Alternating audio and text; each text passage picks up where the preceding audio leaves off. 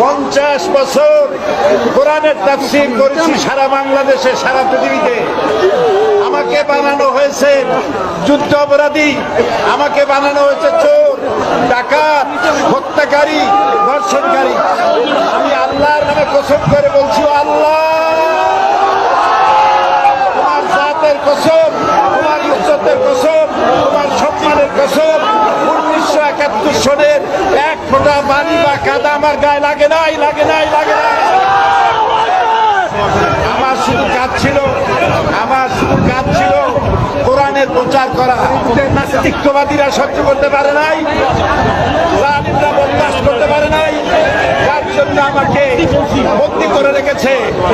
আমি শাহাদাতের তামান্না করি, আমি শহীদ হতে চাই, তবে চোর, ডাকাত ইত্যাদির বদনাম নিয়ে মরতে চাই না।